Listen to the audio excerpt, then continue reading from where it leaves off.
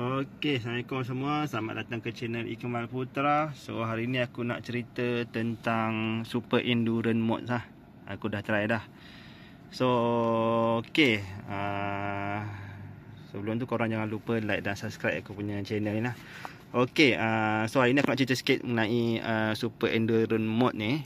So, untuk Proton IMAS ni kita ada satu function yang ni untuk kita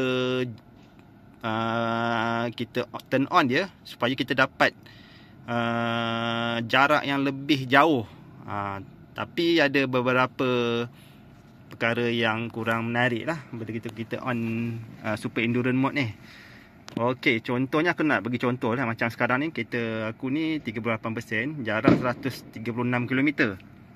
Yang ni dynamic So katakanlah jarak yang korang nak pergi tu mungkin 140 ataupun 150. So korang macam boleh agak tak sampai. So korang kena agak lah ini. Bila nak turn on ni banyak benda yang bila kita turn on dia akan banyak dia akan limit lah untuk kenderaan kita ni. So cara dia senang je. Korang just aku tunjuk balik nak masuk dia. Kita pergi balik kat luar ni. Mana tadi? Kita pergi balik dekat desktop ni. Okey, nak masuk dia kita pergi ke menu. Pergi ke energy. Lepas tu kat sini kita tekan turn on je. Okey, bila kita on Super Endurance Mode ni, okey, dia ada beberapa function lah yang bila kita tick, korang boleh baca lah. Kalau kita turn on je, ni ada option-option yang perlu kita hidupkan lah, kita aktifkan. Sama ada off aircon. Lepas tu energy recovery ni dia akan tukar kepada high level. So maknanya region korang tu dia akan set pada high. Kemudian speed limit ni dia akan speed limit pada 90 km je. Korang tekan-tekan dia tak boleh pergi. Dia sampai 90 dekat. Lepas tu ambient light yang lampu dekat sini ni aku off pun. Ambient light. Kemudian seat heating ni, ventilation seat ni yang ada aircon tu kita boleh turn on tu kan. Yang sejuk kan korang punya seat ni, bila duduk tu rasa sejuk, ada aircon keluar dekat kita punya seat ni pun dia off juga. So aku cadangkan lah, kalau yang aku selalu guna, aku akan on semua ni kecuali aircon off. Yang ni yang selalu aku buat. So bila kita turn on ni, dia akan tukar kepada eco mode dengan region paling high.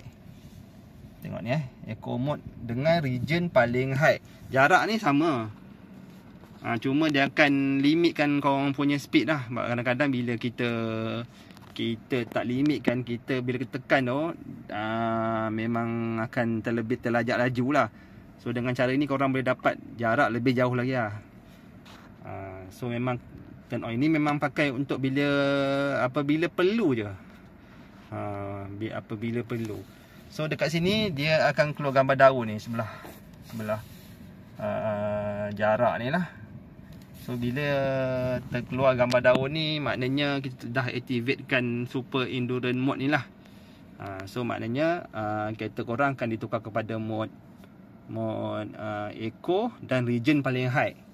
So speed 90.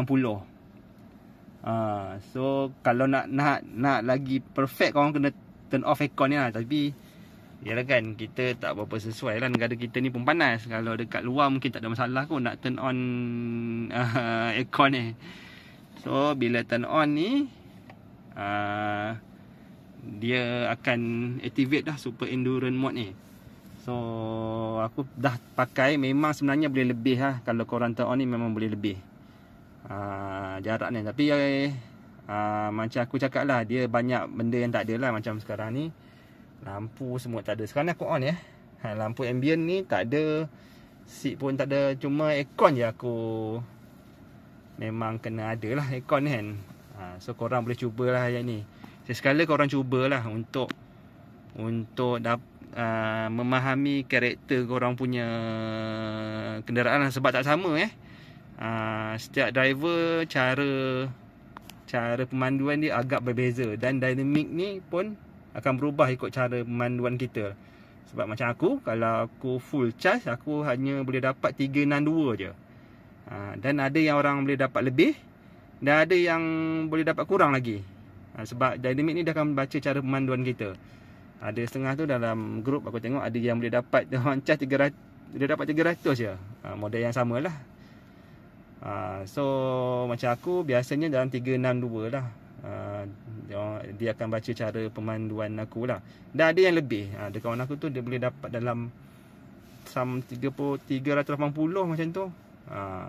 So itu je lah aku nak share. Ni Super Endurance Boat ni memang aku cadangkan kalau boleh korang nak buat perjalanan yang jauh, korang kena rancang perjalanan korang. Tapi in case tiba-tiba charger rosak ke ataupun beberapa isu lain, memang korang kena ambil ikhtiar onkan Super Endurance Mode ni. So itu je lah aku nak share kat korang, iaitu kelebihan pakai Super Endurance Mode ni dan apa kekurangan ya. Kekurangan agak banyak juga, tapi untuk kita dapat jarak yang ekstra, terutama dalam waktu-waktu emergency, memang kita kena mempertimbangkan untuk on. Okay, itu saja aku nak share untuk kali ni untuk pengguna Proton EMAS 7. Assalamualaikum.